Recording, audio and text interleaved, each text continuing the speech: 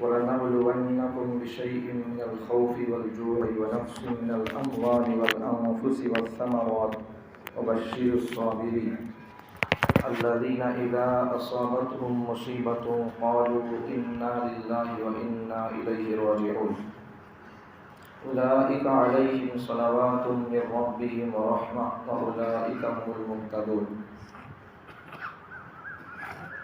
ہم ضرور بھی ضرور آزمائیں گے تم کو کسی بھی طرح، خوف دے کر آپ آزمائیں گے، کبھی بھوک دے کر آزمائیں گے، کبھی مالوں میں کم کر کے آزمائیں گے، کبھی جانوں میں کم کر کے آزمائیں گے، کبھی پھلوں میں کمی کر کے آزمائیں گے۔ صبر کرنے والوں کے لیے آپ بشارت دیجیے۔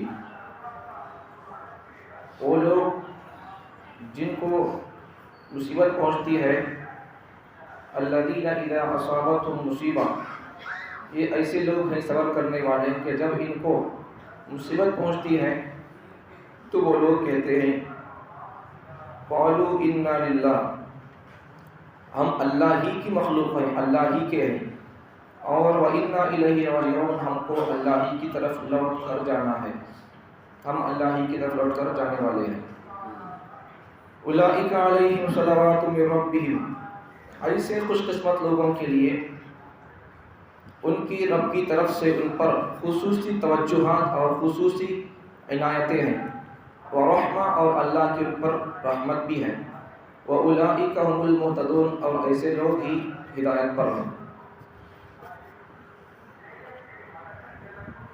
ہم ضرور بھی ضرور تم کو آزمائیں گے، کبھی خوف کا کچھ حصہ دے کر، کبھی خوف دے کر، کبھی بھوک دے کر، کبھی مالوں میں کمی کر کے، کبھی جانوں میں کمی کر کے، کبھی پھلوں میں کمی کر کے۔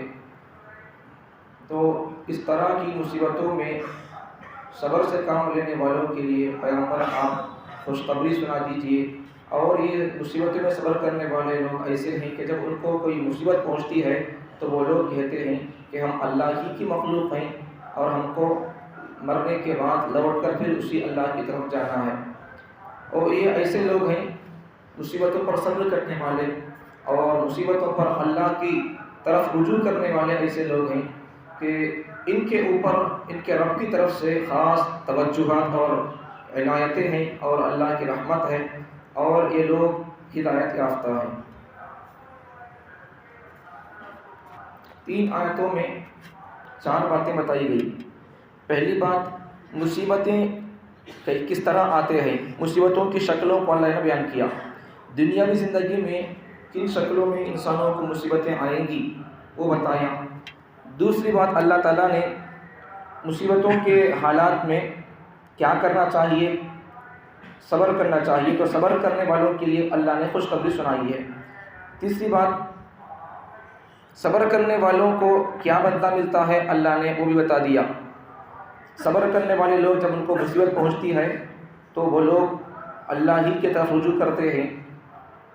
چوتھی بات، صبر کرنے والوں کے لیے کیا نعمت ہے، اللہ کی طرف سے خصوصی توجہات اور عنایتیں اور اللہ کی رحمت ہے، اور وہ لوگ ہدایت یافتہ ہیں، یہ ان کے لیے انعام ہے۔ تو یہاں سب سے پہلی بات کہ دنیا کے اندر اللہ تعالیٰ آزماتے رہیں گے، کسی نہ کسی طریقے سے اللہ تعالیٰ آزماتے رہیں گے، خاص کر اپنے ماننے والے بندوں کے لیے آزماتے رہیں گے۔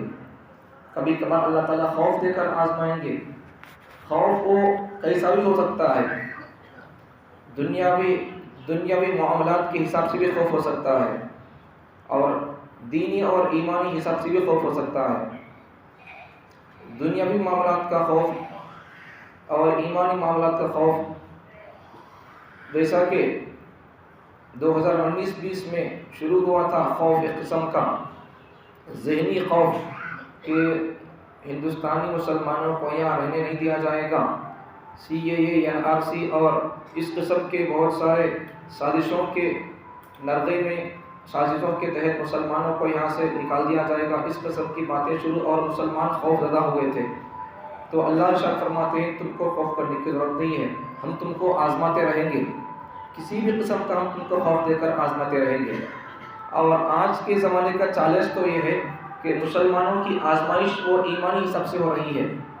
اللہ تعالیٰ مسلمانوں کو کس طرح آزما رہا ہے کہ یہ لوگ سچے پکے مجھے ماننے والے ہیں یا نہیں۔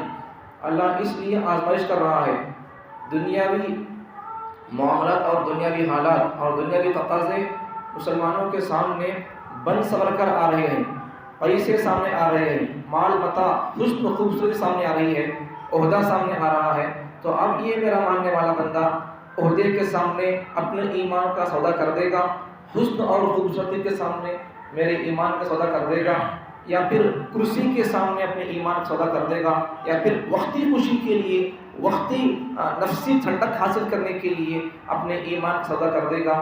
یہ اللہ تعالیٰ آج کے مسلمانوں کے لیے آزمائش اور بطور امتحان کے رکھا ہے۔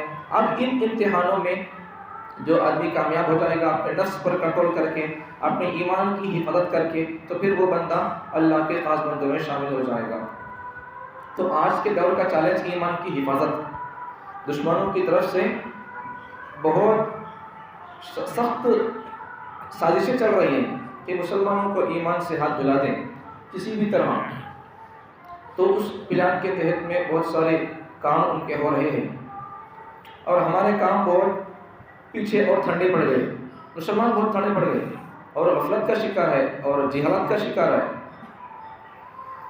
اور باہر کی طاقتیں دشمنان اسلام ہمارے مسلمان بچوں کو، بچیوں کو خاص کر مرتد کیسا بنائیں ان اسباب کو اختیار کیا ہوا ہے۔ ہمارے بچوں کو، بچیوں کو، خاص کر عورت بچیوں کو، عورتوں کو مرتد کیسا بنائیں، ان کے ایمان کو کیسا ہمیں ضائع کر دیں، برباد کر دیں، ان کو کافر کیسا بنائیں، اس پر ان کی مہم چل رہی ہے، اس پر ان کے بہت سارے نوجوان کام کر رہے ہیں۔ مسلمان بچیوں کو کافر کیسا بنائیں، ان کو محبت اور لو کے جال میں پھنسا کر ان کو ان کے ایمان سے ہٹا دینا۔ اور ہماری بچیاں بھی ایسی ہیں، صرف ایک 5-10 روپے کی فیئر لینے کی خاطر، اسکول اور کالج کی فیس کی خاطر، یا پھر اپنے کلوں کو گورا کرنے کے لیے ایک 5 روپے کی پاؤڈر لگانے کی خاطر اپنے ایمان کا اور اپنے عزت کا سودا کر رہے ہیں۔ یہ ہے ہماری بچیوں کا حال۔ ہمارے اس دور کا چیلنج یہ دشمنوں کا کہ مسلمانوں کے ایمان کو کس طرح چھین لیں، لیکن مسلمان اس طرف توجہ نہیں دیتے۔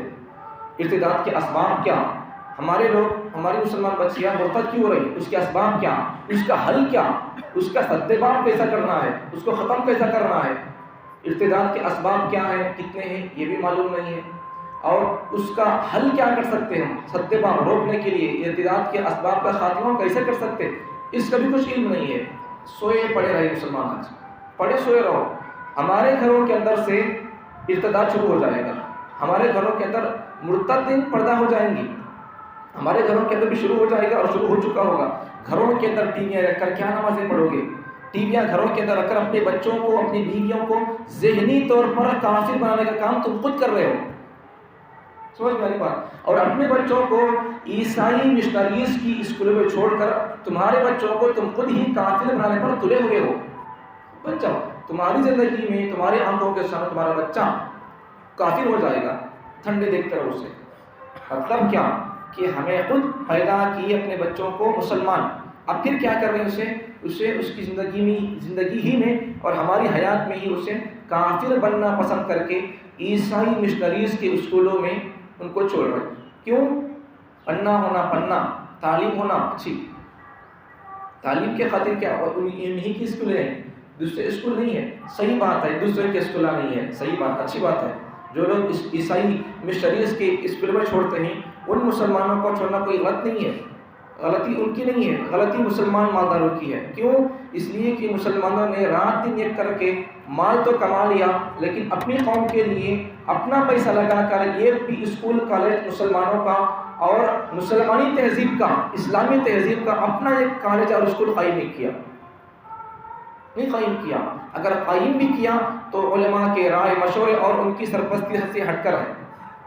تو کتنے مسلمانوں کے اسکول ایسے نہیں کہ ان اسکولوں کے اندر وندے ماترم پڑھایا جا رہا، ان اسکولوں کے اندر بھارت ماتا کی کرایا جا رہا، سوریہ نمسکار کرایا جا رہا۔ بالکل جو طریقہ اور طرز اور تعلیم کا اسٹائل اور کلچر عیسائی مشنریز کے اسکولوں میں ہوتا ہے وہ ہمارے مسلمانوں کے اسکولوں کے اندر ہو رہا۔ بچ کر ہے تو کون سا کہ اسکول رہے گا، ورنہ وہ بھی مشکل ہے۔ تو اس لیے یہ سب ایمان کے چیلنجز ہیں، دشمنوں کی طرف سے ہمارے ایمان پر حملہ کرنے کی سازشیں اور کوششیں ہیں۔ اب ہم کو کرنا کیا ہے؟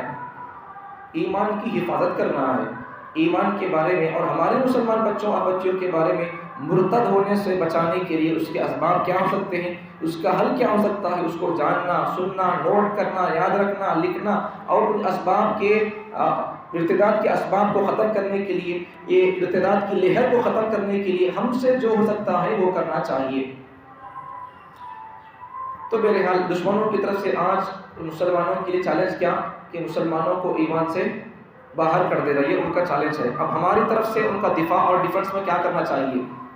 ایمان سے جڑ کر رہنا، اعمال سے جڑ کر رہنا، علماء سے جڑ کر رہنا۔ سب سے پہلی بات تو اعمال، ایمان، ان تمام باتوں کا خلاصے کے طور پر، سمری کے طور پر بنیادی بات میں یہی کہوں گا کہ اگر آج کے مسلمانوں کے ایمان کا تحفظ اگر چاہیے، اپنی بچیوں کی عزت کا تحفظ اگر چاہیے، تو میرے پاس تو ایک ہی علاج ہے۔ تمام علاجوں اور حل کا نتیجہ، رزلٹ میرے پاس ایک ہی ہے کہ اگر ہماری قوم، اگر ہمارے مسلمان نوجوان اور ہمارے مسلمان بڑے بوڑھے بچے سب بھی، اگر ہماری مسلمان عورتوں کے اندر بھی علماء کے بیانات ہوں گے، ایمان کی حفاظت کیسا ہوگی، ارتداد کے اسباب کیا ہیں، ارتداد کا اسباب کا حل کیا ہے، ہماری بچیاں مرتد کیسے ہو رہی ہیں، اس کا حل کیا کرنا چاہیے، اس طرح کے عنوانات پر، ایمان کی اہمیت پر، ایمان کی حفاظت، ارتداد کے اسباب کیا، اس کا حل کیا، اس کا ڈیفنس کیا، دشمنوں کی طرف سے چیلنج کیا مسلمانوں کے لیے، مسلمان کیا کر سکتے ہیں، ان تمام باتوں پر اگر ہماری قوم کی اگر نظر ہوگی اور ان تمام باتوں کو، ان تمام کاموں کے، دشمنوں کے پلان کو، سازشوں کو ختم کرنے کے لیے اگر علماء کے ساتھ اگر ہماری قوم جڑ کر کام کرے گی، تو پھر ایک نہ ایک دن ایسا آئے گا اس محنت کو شروع کرنے کے بعد کہ پھر دشمنوں کی سازش ناکام ہو کر رہ جائے گی، ورنہ پھر نہیں، مشکل ہے۔ اس لیے علماء کے ساتھ جڑ کر کام کرو، ارتداد کے اسباب کیسے جانو، ان کے ساتھ رہ کر کام کرو۔ بہت جلد اور بہت دیر پر انقلاب آئے گا، بہت دیر پر انقلاب آئے گا۔ ایمان کی دعوت سے زیادہ آج کے دور میں ایمان کی حفاظت کی دعوت کی ضرورت ہے۔ ایمان، بہت سارے لوگ نماز پڑھ رہے ہیں لیکن ان کا عقیدہ صحیح نہیں ہے، اللہ کو بھی مانتے ہیں اور اللہ کے ساتھ کسی اور کو بھی شریک کرتے ہیں۔ اب یہ نماز کہاں ہوئی؟ اللہ کہتا ہے اور بندہ خود بھی نماز میں کہتا ہے، ایاک نعبد و ایاک نستعین، میں تجھ ہی کی عبادت کرتا ہوں، اے اللہ میں تیری عبادت کر رہا ہوں اور میں تجھ سے مدد مانگوں گا۔ نماز میں یہ بول رہا بندہ، پھر نماز میں کیا کر رہا؟ سب کام کر رہا، جو کام نہیں کرنے کے، شرک کے، کفر کے، وہ تمام کام بندہ کر رہا مسلمان۔ پھر یہاں نماز میں آ کر دعویٰ کر رہا، میں تجھے ماننے والا، تیری عبادت کرنے والا۔ پھر اس کا دعویٰ کیا ہے؟ نماز کے بعد چلے گیا تو پھر دعویٰ کا، اس کو یہ چلی گئی، دعویٰ کا ہوا، تیری ماننے والا، تیری سننے والا، دعویٰ یہاں کرتا نماز میں، پھر یہاں گیٹ پار نہیں ہوا، سر سے تو پھر نکل گئی، پھر دعویٰ کا ہوا اس کا سچا، دعوے کے اندر ہی مسلمان جھوٹا ہو گیا پھر۔ تو اس لیے ان تمام باتوں کو سمجھنا چاہیے۔ تو میں وہی کہتا ہوں کہ ایمان کی حفاظت کی آج ضرورت ہے، سمجھ میں آئی بات، ایمان کی حفاظت کی ضرورت ہے آج کے دور کے۔ تو اللہ تعالیٰ کبھی آزمائیں گے بندوں کو خوف دے کر، اور اللہ تعالیٰ کبھی آزمائیں گے بھوک دے کر، چاہے آپ پر خوف کیسا بھی آ جائے، دشمنوں کی طرف سے خوف آ جائے یا دشمنوں کی طرف سے آپ پر چیلنج آ جائے یا پھر کسی بھی طرح کا خوف کیوں نہ ہو، مسلمان کو اللہ تعالیٰ آزماتے رہیں گے۔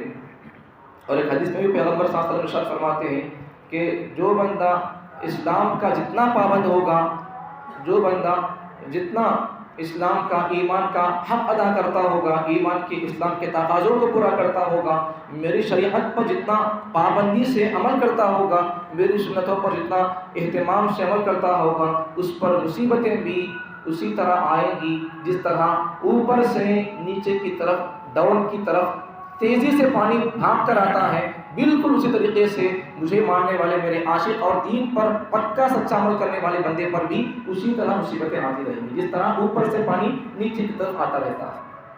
سمجھ میں آتی بات؟ تو اس لیے ایمان پر پکے رہنا اور خوف سے گھبرانے کی ضرورت نہیں ہے حالات کو دیکھ کر۔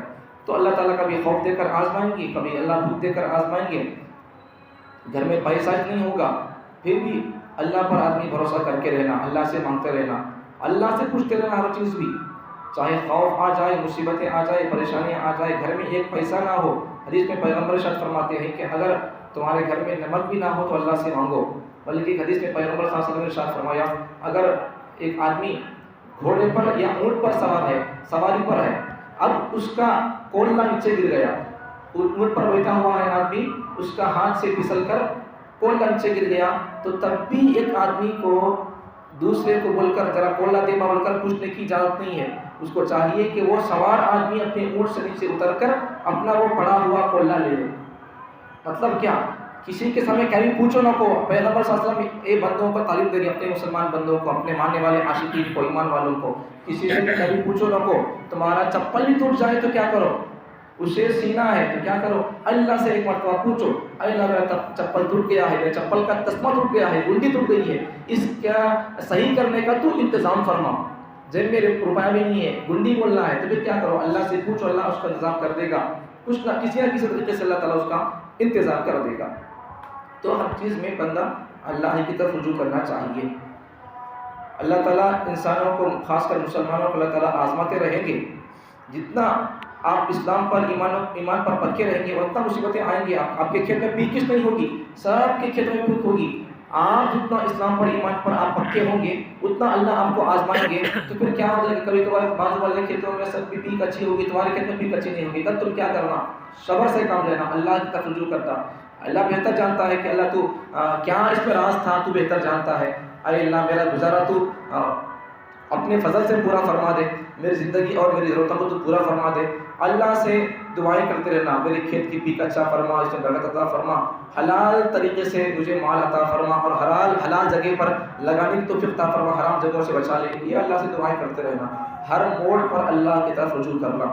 مصیبتیں آ جائیں، پریشانیاں آ جائیں، گھروں سے جنازے اٹھے تو تب بھی کیا کرو؟ مال میں کمی آ گئی، گھروں سے ایک کے بعد ایک کے جنازے ہوتے جا رہے ہیں، یا پھلوں میں کمی آ رہی ہے، تو تب بھی کیا کرو؟ اور بشر الصابرین، صبر کرو، صبر سے کام لو، اللہ کی طرف رجوع کرو. اللہ تعالیٰ صبر کرنے والوں کو خصوصی توجہات اللہ ان پر رکھیں گے، اور اللہ تعالیٰ ان کے اوپر اپنی خاص رحمت کے نام پر حاصل کرتے رہیں گے، اور اللہ تعالیٰ ان کو ہدایت سے بھی اللہ ان کو آراستہ کریں گے.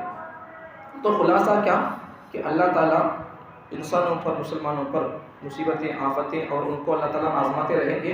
اب اللہ جب آزمائیں گے تو پھر اللہ تعالیٰ ہر کسی کو اللہ آزماتے نہیں. جتنا جو بندہ اللہ کے ساتھ محبت کرتا رہتا ہے، دین پر پکا پختہ عمل کرتا رہتا ہے، تو پھر اس کے اوپر ویسے آزمائشیں آتے رہیں گی. اب ہم کو کیا کرنا چاہیے؟ آزمائش کسی بھی طرح کی کیوں نہ ہو، تو ہمارا کام کیا؟ صبر کر لینا پہلی بار. لیکن کل یا پرسوں بولا تھا میں کہ صبر ہر جگہ پر صبر کام نہیں آتا. یہ صبر دوسرے موقع پر ہے. دشمن اگر آپ پر حملہ کرنے آ رہا، تو پھر ایک آدمی دشمن آ کر کوئی مسجد کو توڑ رہا، تو پھر آپ صبر کر لیتے بول کر قرآن بول رہا ہو، بشر الصابرین صبر کر لو بول کر، وہاں صبر کام نہیں آتا. آپ کا گھر توڑ رہا، صبر کر لو بول رہا اللہ تعالیٰ، وہاں صبر کام نہیں آتا. دفاع کرنا چاہیے. پیغمبر صلی اللہ علیہ وسلم دفاع کرے نہیں کرے، جنگ بدر قائم ہوا نہیں ہوا، جنگ احد قائم ہوا نہیں ہوا. صحابہ اپنے ہاتھوں میں تیر تلوار نیزے لے کر گئے نہیں گئے؟ پھر کہیں کو گئے. چھوٹے بچے ابو جہل کو قتل کیے نہیں کیے؟ چھوٹے بچے 10-12 سال کے بچے، معاذ اور معوذ، چھوٹے بچے قتل کرے نہیں کیا؟ چھوٹے بچے. جب موقع آیا ڈیفنس کا، دفاع کا، تو پھر اپنا دفاع کرنا چاہیے. صبر کا معنی وہ نہیں کہ جو کچھ بھی ہوتا رہے تو پھر میں صبر کرتا بیٹھے، وہ نہیں مطلب اس کا. صبر کا مطلب کہ آپ پر گھریلو اعتبار سے اگر آپ کے گھر میں چاول ختم ہو گیا، آپ کے گھر میں کچھ بھی پیسہ نہیں، تو پھر کیا کرو؟ مسجد میں آ کر مانگنے کی ضرورت نہیں ہے، اللہ سے مانگو. مسجد میں آ کر مانگتے کہیں کو اللہ کے بندے آئیں گے دیں گے نہیں. اللہ کے بندوں سے مانگنے سے زیادہ اللہ سے مانگو، کتنی اچھا ہوگا. اللہ کے بندوں سے مانگیں گے اتنا دیں گے، 10 روپے دیں گے. اللہ سے مانگو، اللہ آپ کو ایسا پیسہ دے گا. اگر پیسہ تھوڑا بھی دے گا، آپ کو تھوڑی کمی کا بھی آپ کو اللہ تعالیٰ انتظام کر دے گا. اس تھوڑی کمی میں اللہ تعالیٰ ایسی برکت دے گا. پھر آپ کے مسجد میں آ کر 100 روپے 50 اور 2-3 ہزار مانگ کر لے جانے کی پیسوں کے اندر اتنی برکت نہیں ہوگی جتنا آپ کو اگر کوئی اللہ آپ کو کام لگائے گا، اللہ آپ کا پیسے کا اللہ انتظام کر دے گا، تو پھر اس تھوڑے پیسے میں اللہ اتنی برکت بت دے گا جتنی برکت یہاں آ کر 1000 لے ہزار سے نہیں ہوگی. مطلب کیا کہ جو بھی آپ کو مصیبت پریشانی آ جائے تو سب سے پہلی بات گھریلو اعتبار سے، ہماری ضرورتوں کے اعتبار سے اگر پریشانیاں آ جائیں تو پھر کیا کرو؟ اللہ کی صبر کر لو پہلی بات. دوسری بات کیا؟ اللہ کی طرف رجوع کرنا. ہاں اگر دشمن آپ سے مقابلے میں آ رہا ہے تو پھر وہاں کرو، وہاں صبر کی بات نہیں ہے، وہاں آپ کو دفاع کرنا چاہیے. تو ایک بات تو صبر کر لینا مصیبتوں میں، دوسری بات اللہ کی طرف رجوع کرنا. اب جو بندہ صبر بھی کر لیتا ہے مصیبتوں میں اور رجوع بھی کرتا ہے اللہ کی طرف، تو پھر اللہ کیا کریں گے؟ اسے 3 چیزیں دیں گے اللہ تعالیٰ اسے. ایک اللہ کیا دیں گے؟ اللہ اپنی خاص توجہ اللہ اس پر ڈالیں گے. دوسرا کیا کریں گے؟ اللہ اپنی رحمت اللہ اس کو عطا کرتے رہیں گے. تیسرا کیا کریں گے؟ اللہ تعالیٰ اسے ہدایت دے دیں گے. اسے سچ اور جھوٹ میں فرق معلوم ہو جائے گا، سنت اور بدعت میں اسے فرق معلوم ہو جائے گا، کفر اور ایمان میں اسے فرق معلوم ہو جائے گا. یہ ساری چیزیں اس کو معلوم ہونے کے لیے اللہ تعالیٰ کیا دیں گے؟ وہ نگاہ بصیرت اللہ اسے دے دیں گے. اور اسی نگاہ اللہ اسے عطا کر دیں گے کہ پھر وہ آدمی کفر کیا، شرک کیا، سنت کیا، بدعت کیا، اس کے اندر وہ آدمی تمیز کرتا چلا جائے گا. یہ اگر ہم یہ سب چیزیں کریں گے تو مصیبتوں میں صبر کر لینا اور پھر اسی طرح سے اللہ کی طرف رجوع کرنا، یہ اگر ہم کام کریں گے تو پھر اللہ تعالیٰ کیا کریں گے؟ یہ تین چیزیں، دو کام کرنے پر تین چیزیں، تین انعامات اللہ تعالیٰ عطا کریں گے. ایک تو خصوصی توجہ، دوسرا اللہ کی خاص رحمت، تیسرا اللہ تعالیٰ ہدایت دے دیں گے. اللہ تعالیٰ مجھے اور آپ کو کب کیا کرنا ہے مصیبتوں میں، اگر ہمارے گھریلو ہماری ذات سے تعلق رکھنے والے مصیبتوں پر اگر حالات آ جائیں تو پھر وہاں صبر کرنا چاہیے. اسلام پر اگر حالات آ جائیں تو پھر وہاں صبر سے کام نہیں لینا، وہاں تو اپنا جوش جذبہ اور دفاع اور ڈیفنس کرنا چاہیے. تو دوسری بات، ایک تو صبر سے کام لیں اپنے اوپر، اگر حالات آ جائیں تو پھر دوسری بات اللہ کی طرف رجوع کرنا چاہیے. اللہ تعالیٰ مجھے اور آپ کو قرآنی تعلیمات پر، قرآنی احکامات پر اللہ تعالیٰ عمل کرنا آسان فرمائے. الحمدللہ.